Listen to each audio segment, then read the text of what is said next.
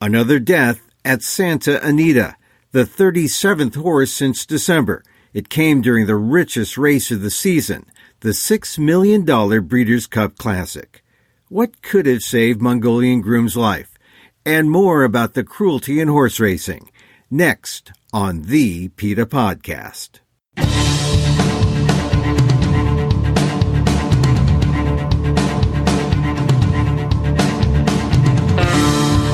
Welcome to the PETA Podcast. I'm Guillermo, your host for this behind-the-scenes look at PETA, the largest animal rights organization in the world. Here we talk to the key players at PETA and the movement and ask them about how animal rights change their lives and how they stay motivated to make the world a better place for the animals. On today's episode, the horse Mongolian Groom was put down after breaking a leg running in the home stretch in the final race of this year's Breeders' Cup. PETA believes the horse would still be alive if a diagnostic tool were used that could have kept the horse from racing in the first place. As we have been saying for years now, very high quality three-dimensional CT scan equipment in every track in order to screen horses will prevent so many injuries and deaths, because this scan equipment will show, is there a hairline fracture? Is there swelling? What are the issues going on in these horses' legs before they ever get on the track? And I would guess, although I can't know for sure, that such a screen of Mongolian Groom would have shown a problem. Kathy Guillermo, Senior VP of PETA, has been the lead in the effort to end the cruelty and deaths in horse racing. As a point of disclosure, I've been married to Kathy for over 30 years, and I know her love of horses has run deep ever since her days as a rider in her teen years. In this conversation, we talk about how the fight for the horses continues in earnest and how PETA's efforts have pulled back the curtain. The public realizes now that horses die routinely on the track, specifically already injured horses who are medicated and drugged in order to run and make money for their owners. When these unfit horses are forced onto the track, these are the horses suffering injuries that result in death and contribute to a growing list of casualties. The deaths used to be kept from the public and no one talked about them. The turf riders talked about the winners, not the losers. Deaths got nary a mention. Now people are questioning if it's right to call an enterprise that smells so much of death a sport. In this conversation, we talk about the LADA's investigation, the role of the governor to end the corruption in the California Horse Racing Board, if not a call for an indefinite suspension of racing. And we talk about an LA Times editorial on Breeders' Cup weekend. The mainstream media is catching up to PETA's call to end the cruelty and for adding the use of scan equipment to identify and keep unfit horses from racing. But I began the conversation about the death of Mongolian Groom. No fewer than 10 horses were pulled, scratched from the races, on both days as horsemen showed concern for not racing unfit horses and to try to get a clean weekend with no deaths. California Senator Dianne Feinstein had said prior to the races that the world would be watching if any horses died. It was the very last race of the Breeders' Cup Classic, and no horses had died. And then one did. Mongolian Groom, who ran until the home stretch but couldn't finish the race. Track officials brought out the large green curtain to hide it all from public view. It's disturbing. At the finish line, racing was honoring the winner of the $6 million Breeders' Cup Classic, while up the track, behind the curtain, it was hiding the race's true cost, the life of Mongolian Groom. Here's my conversation with PETA Senior VP, Kathy Guillermo, on the PETA Podcast. When you saw that another horse had gone down at Santa Anita, how did you feel, and what's the significance of this death? Well, my first concern was for the horse, Mongolian Groom, and whether or not he was going to receive attention immediately and what was going to happen to him. My second thought was that, as we had suggested right from the start, all these tracks in California and across the country needed to close down until every possible precaution was put in place to prevent these kinds of deaths. And this was further evidence that that's indeed the case. So when Mongolian Groom went down, from what I saw, and I was watching it on television, they hardly mentioned the fact that a horse went down. The horse broke down in the stretch, and the camera angles weren't there. There was a mention that the horse did not finish. It was almost like the way horse racing has always dealt with death. They suddenly go in PR mode and then they don't mention it. And in fact, later on, PETA had a person there filming the track. And what did your video show about what happened in the breakdown? Because that video is not seen on any of the race replays that the bettors see or the public see. What did your video show, the PETA video? Well, it was video that was provided to us by somebody who happened to be there. But what the video showed was a very close up of the horse after the leg broke. And you can see very clearly that left hind leg, as the horse came around the last curve, the jockey hit the horse one time with the whip. The horse immediately began to slow down. And then that leg, that back hind leg, dangled in a way that clearly showed a very severe break. And NBC cutting that part out, I think, was news editing when you come right down to it. And there was literal editing after the fact, because the video of the race, normally they would show the race from the quarter pole, and they shortened it to the eighth pole, closer to the end of the race, so that we don't see Mongolian Groom slowing down. And when you say news editing, you really mean censorship, right? It was censorship. It really was. And NBC had taken some time to talk about the improvements Santa Anita put in place. And I'm not taking anything away from Santa Anita. They put some remarkable improvements in place to protect horses. But the reality is that a horse broke a leg in this race. That horse had to be euthanized. And in spite of everything that had been put in place, this happened. And we need to know this, and the public needs to know this. Part of that video that PETA shows on its website of the breakdown, as soon as it's discovered that the horse is down, immediately, and this is pretty routine in all tracks, and this is how they deal with all of these kind of accidents, they put up this green curtain. And why is this green curtain put up? Is it to spare the people at the track? Is it to give privacy to the veterinarians? Why is that up there? The pickup truck carrying the green screens at the track follow close behind the race in case there's a breakdown. And the entire purpose of those screens is to keep the public from seeing what's going on with the horse. At this point, the horse doesn't care that anybody's looking at him. It's clearly to prevent the public from seeing what is a hideous sight, a horse who's been injured and is down on the track. Is it a matter of protecting the audience? Are they trying to protect the audience, or are they trying to protect themselves from the kind of scrutiny that clearly has come upon the horse race industry because of incidents like this? Well, they know that if people see what really happens to horses, then people are going to have a hard time supporting horse racing.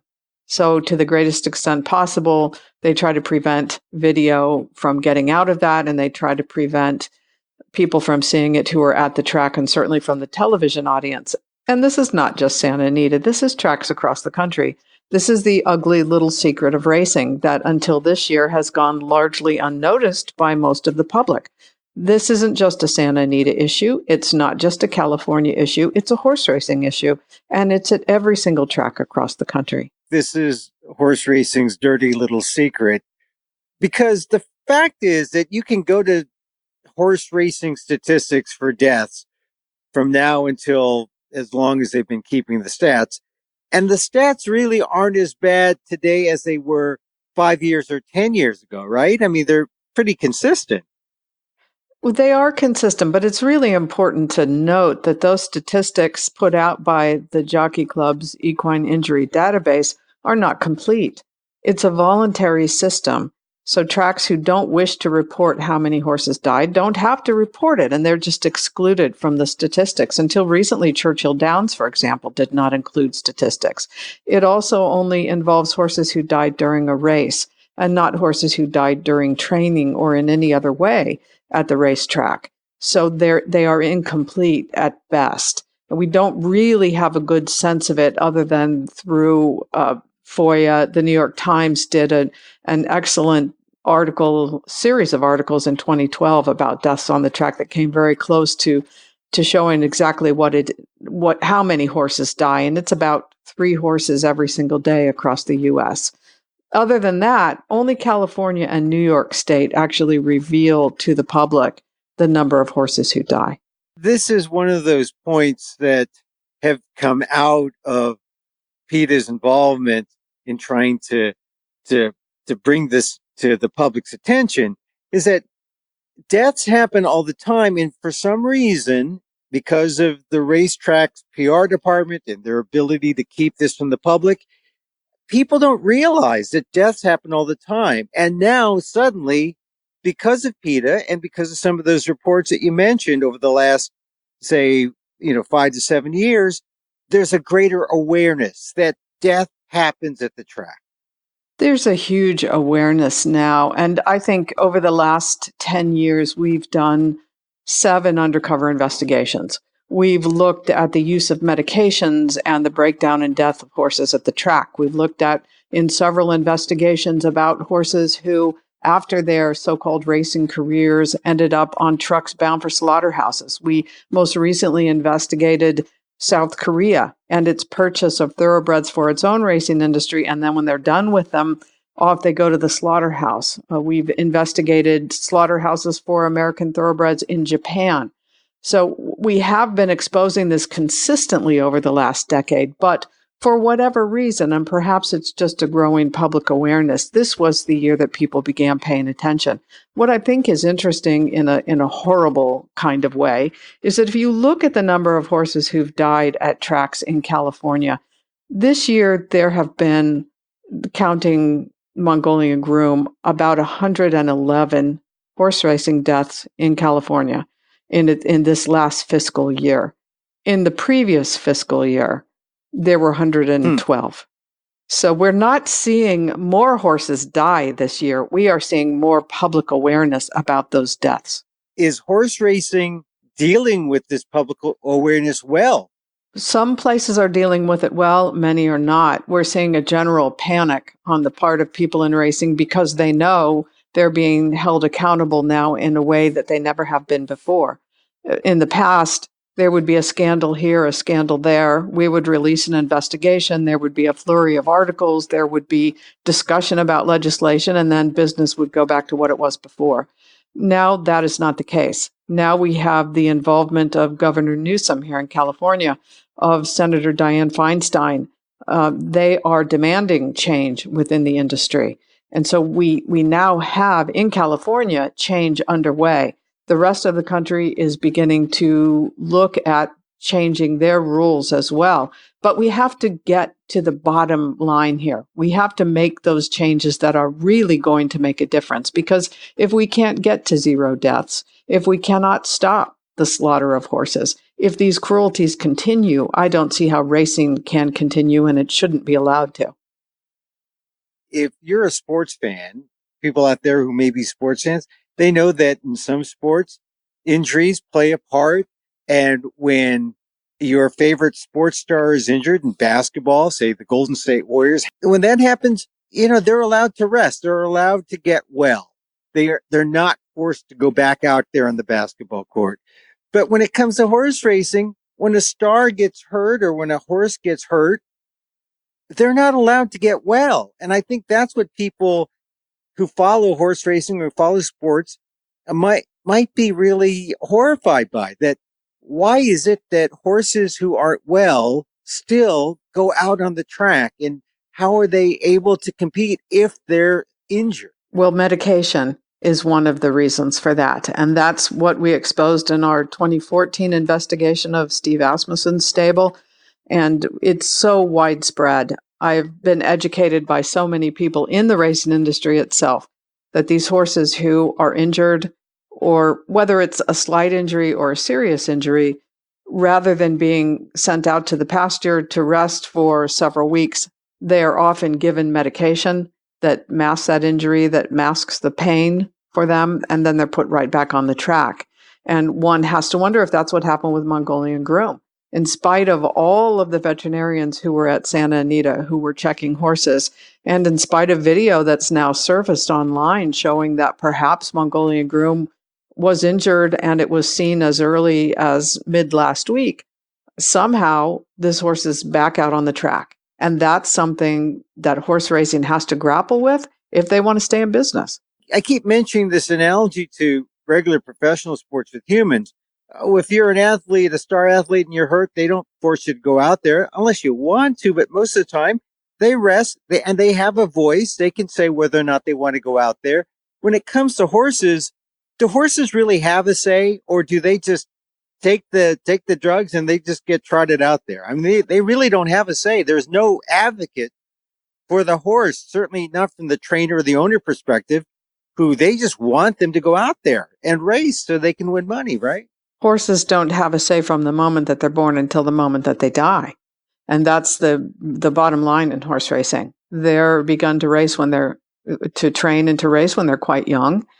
And I understand, although the industry itself has never revealed statistics on this, a good many 2-year-old horses who never make it to the track, we don't know what happens to those horses.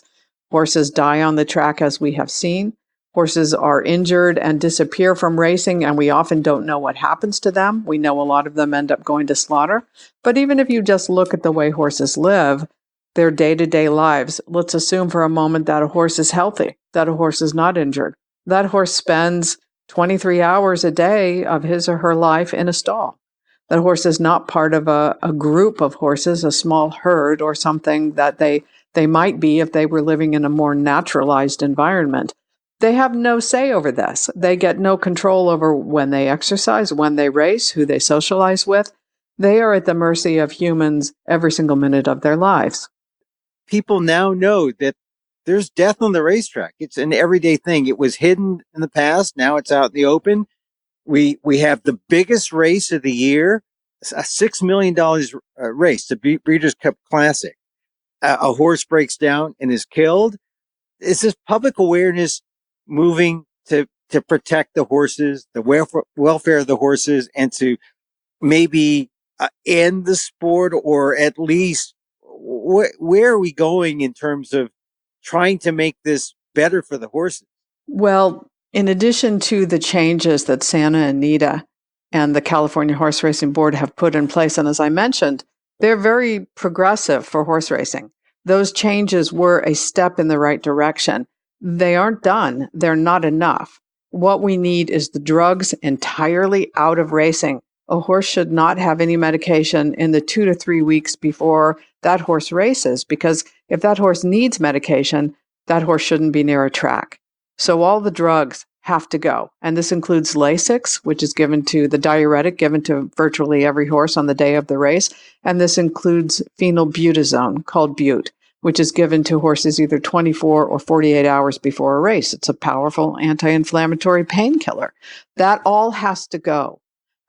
We need to know that horses have the very safest surface to race on. And we know statistically there is no arguing that the safest surface is a high-quality synthetic track. So the dirt needs to go and the synthetic needs to come in. As we have been saying for years now, very high-quality 3-dimensional CT scan equipment in every track in order to screen horses will prevent so many injuries and deaths, because this scan equipment will show, is there a hairline fracture? Is there swelling? What are the issues going on in these horses' legs before they ever get on the track? And I would guess, although I can't know for sure, that such a screen of Mongolian Groom would have shown a problem. We have to get rid of the whip. I know that California has the ban on striking horses with a whip in the rule-making process. They are in the process of getting rid of it, but it needs to go now. I noticed that at the Breeders' Cup, as Mongolian Groom came around that curve, as the jockeys all do, they strike the horses with the whip. Mongolian Groom was hit with the whip. First of all, this is the only sport in which an animal can be legally beaten. So I have an issue with the ethics and the cruelty of that. But hitting a horse who's injured, who may be trying to slow down, makes that horse lurch forward and go faster. And that can itself lead to a break. And the California Horse Racing Board itself has said that whips probably play a role in some of these breakdowns.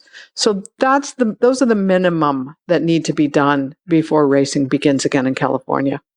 Explain the whip ban, because I thought PETA had instituted some kind of whip ban at Santa Anita earlier in the year. What was the disposition there? Well, as often is the case, it's a little more confusing than a simple ban. The racetrack itself, Santa Anita, which is privately owned, instituted a house rule that the whip could not be used while training or exercising horses. So if somebody is at the track, and there are about 2,000 horses at any time who are living on the track itself in the stables on the backside, that when those horses go out to exercise, they may not be hit with a whip. And that's a very good thing. But in order for the whip to be banned, or for striking a horse with a whip to be banned during races, the California Horse Racing Board has to do that. And what they have done is propose that ban, which we certainly celebrated, and it goes out for the rulemaking and comment process now. So all of this takes many months.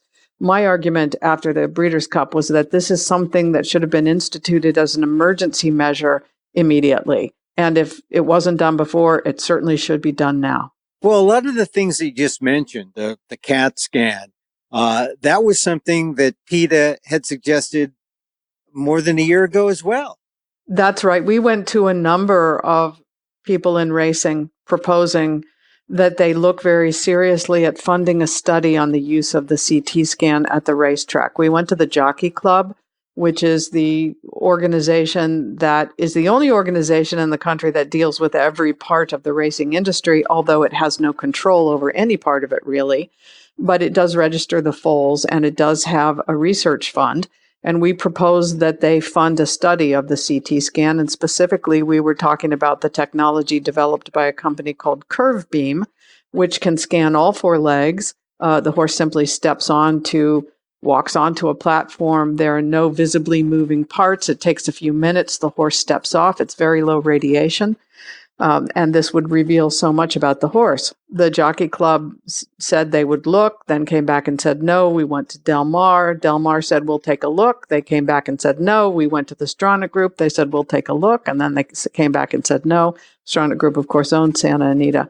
So we went to quite a few people in racing trying to get some interest in this. And in the meantime, they have created this monstrosity of a public relations problem for themselves, have spent millions of dollars now trying to get out of that, whereas the study on the CT scan could have prevented a lot of this. And what I find interesting now is that the scan has been put in place in Australia at least one of the tracks there, and they did remove two horses who were supposed to run in the Melbourne Cup. That's their big Kentucky Derby in Australia.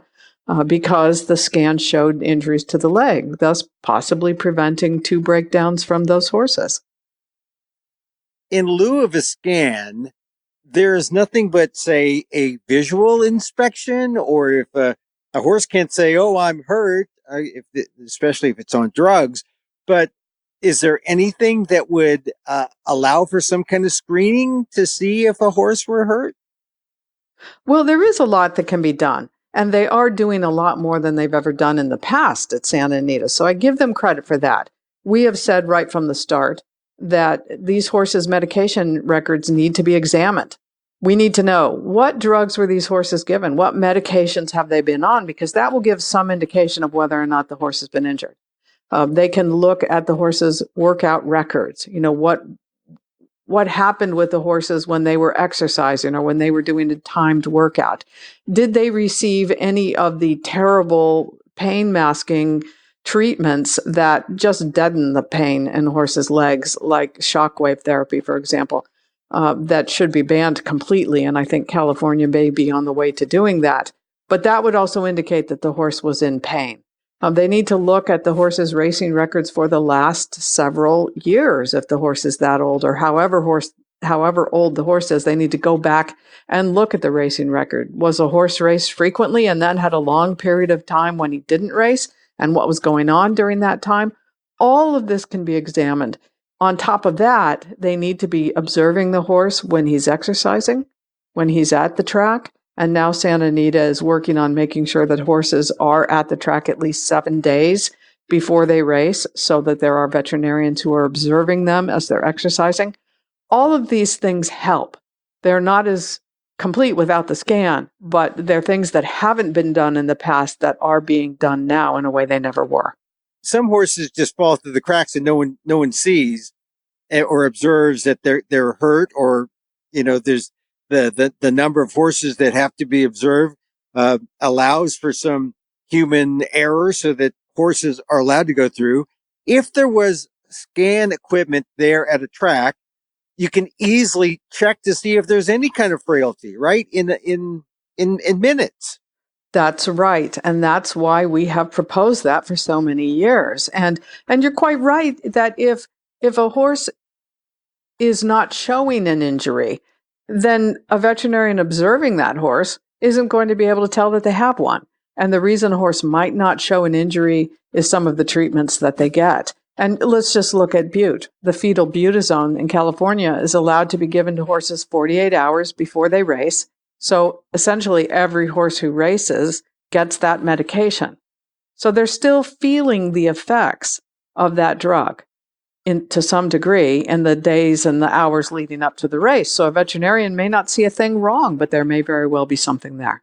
Some of these ailments that the horse might have aren't even visible to the human eye. And we're talking about hairline fractures and things like of that nature, which, you really need the aid of a piece of equipment like a CT scan.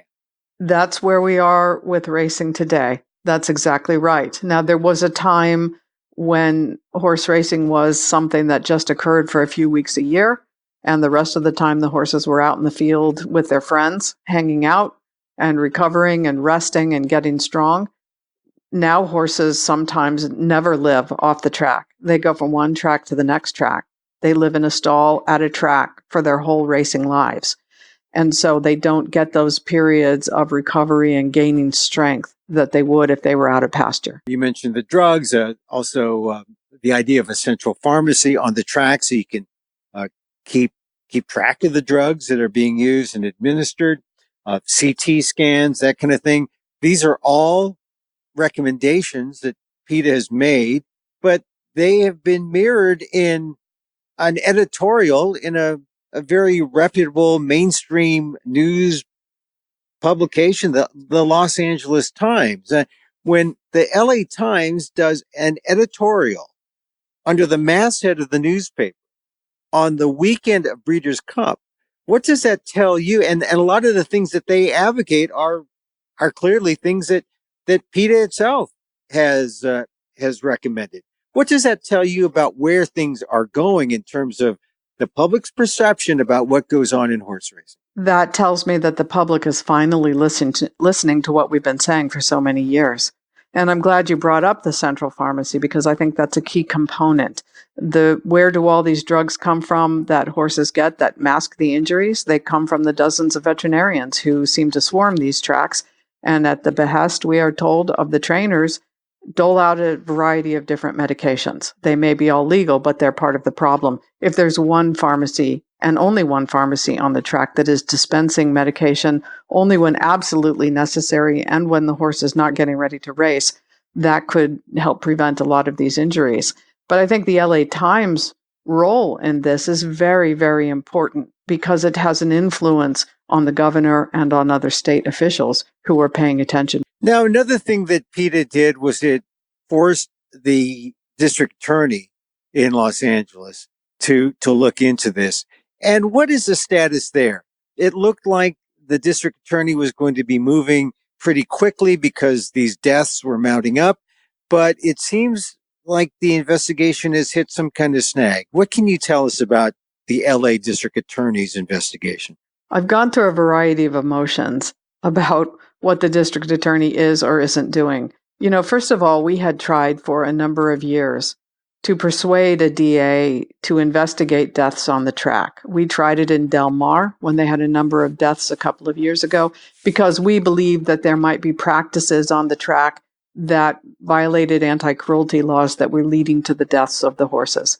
So earlier this year, when we filed the complaint with the DA, And she came back, and this is Los Angeles District Attorney Jackie Lacey, and she came back and announced that they would be conducting an investigation and, in fact, putting together a task force on horse racing in California. I was elated because I thought at last, we're going to have somebody investigate for possible violations of the laws, that these breakdowns, these deaths of the horses are crimes and need to be investigated and prosecuted as such. Then month after month after month went by without anything.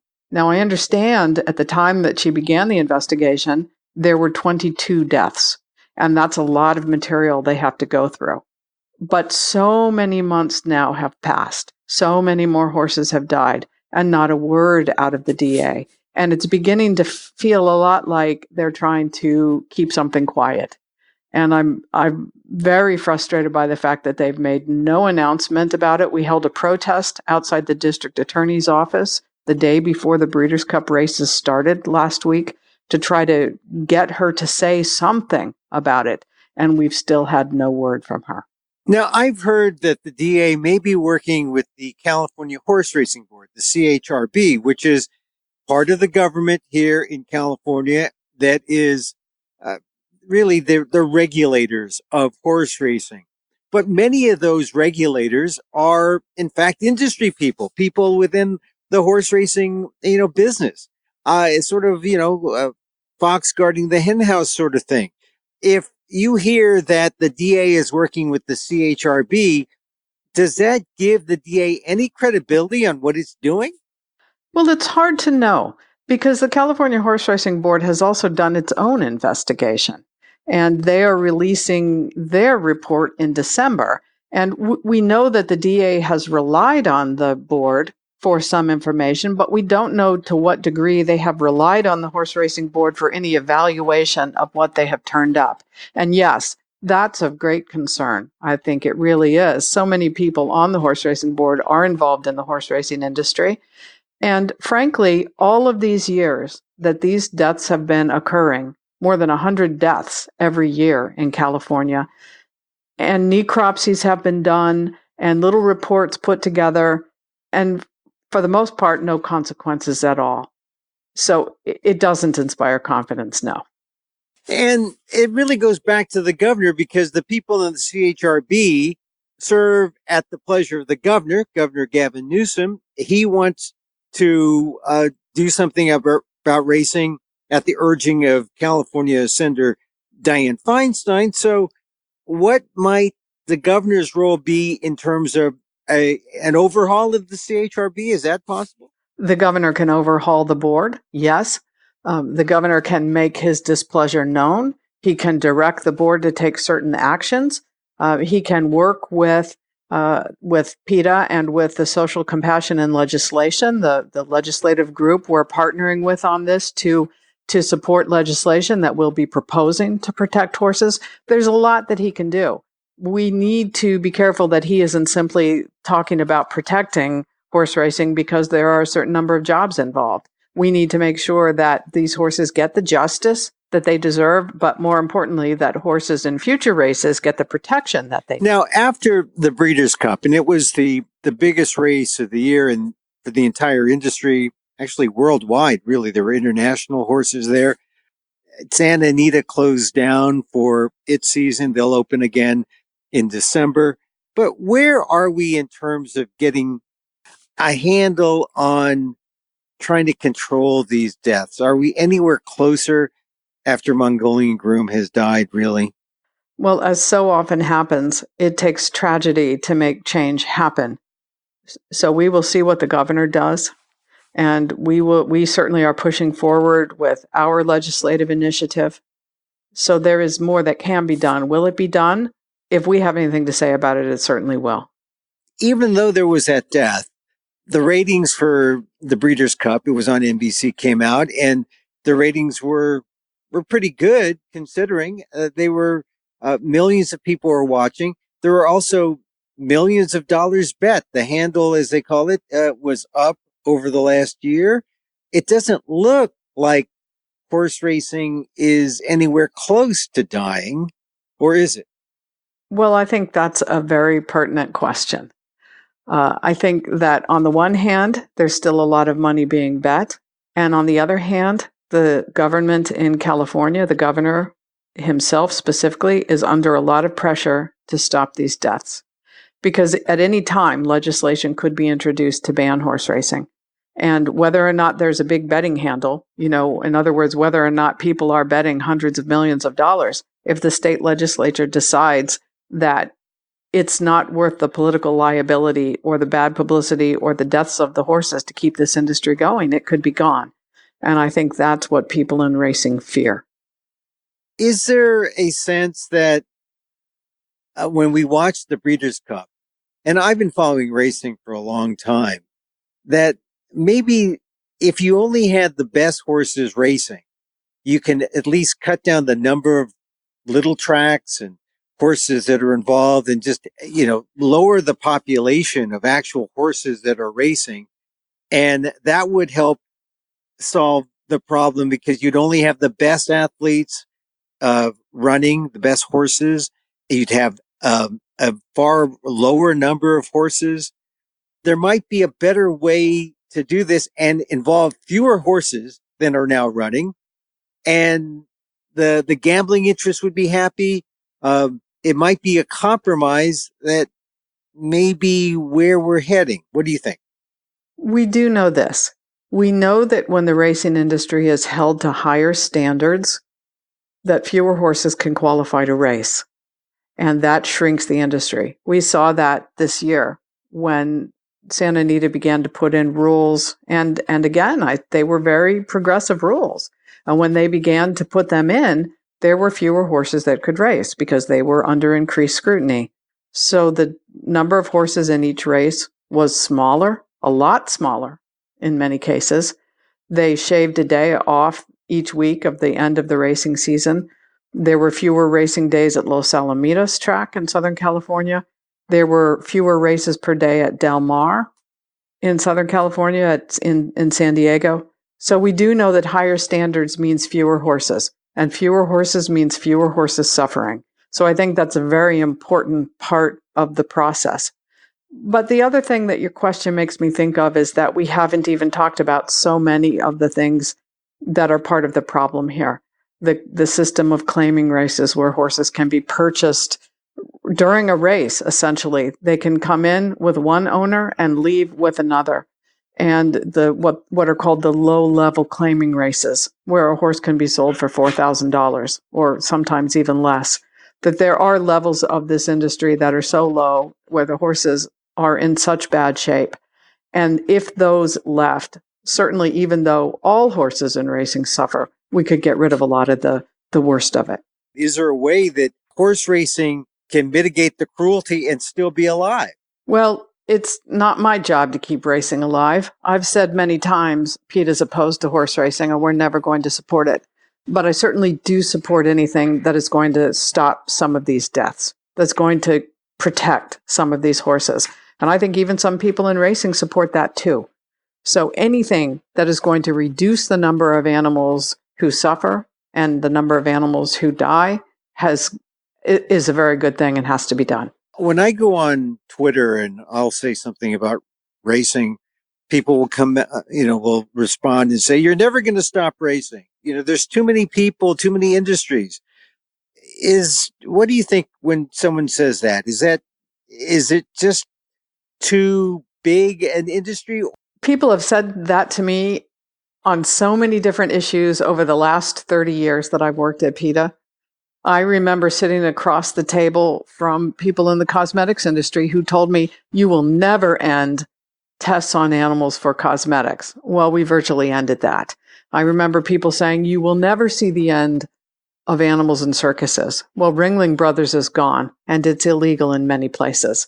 So the argument that you will never see the end of some hideous thing doesn't mean very much to me.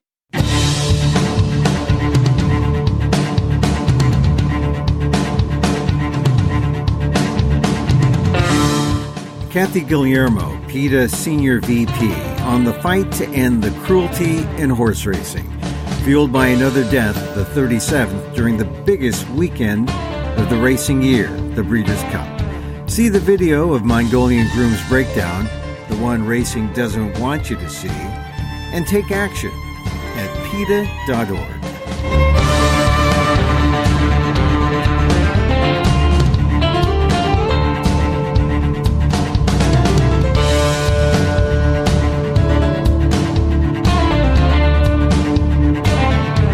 And that's our program. You can contact us at PETA.org. You can find me on Twitter at Emil Amok, that's EMILAMOK, or on ALDEF, AALDEF.org/blog, or on AMOK.com. So many ways to reach me. Once again, thank you for listening. Check out all our episodes on Apple Podcasts, where you can rate and review the show. It helps get the word out about the issues you care about.